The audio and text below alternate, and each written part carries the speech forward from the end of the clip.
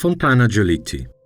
From Fontana Giolitti, a peaceful place at the foot of Bramafam, you can take in a spectacular view on the mountains that surround Bardonecchia.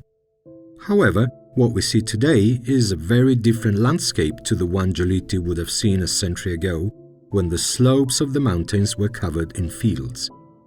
The photographic images from last century show the signs of the intensive labor of the mountain dwellers who grew rye all the way up to 800 meters. The hamlet survived on a subsistence economy that was based on very few resources, short summers and long winters. The diet mostly of bread and milk, and they lived in symbiosis with the animals that provided them with the resources to live.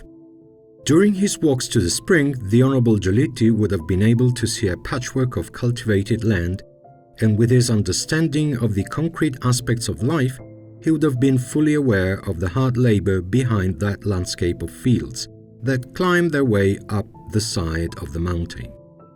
Giolitti loved to speak with the ordinary people to learn about the problems the farmers faced, a people who at the start of the 1900s sustained the economy of the country. His grandson, Curio Chiaraviglio, recalls, "He would often stop to talk with the farmers, asking them how the crops were doing and their forecasts for the harvest. We would also speak about their hard work and the risks of the unpredictable conditions and the weather in certain seasons." Having spent his childhood in the Cuneo Mountains, he knew how hard life and the working conditions were for the people in the mountains. In the 23 years that he spent his summers in Bardonecchia, Giolitti witnessed the changes in this small mountain hamlet, which was soon destined to become an international health resort and tourist destination.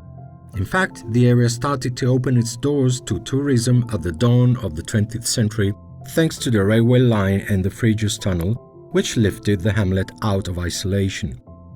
A new era of mountaineering and skiing was starting to transform Bardonecchia.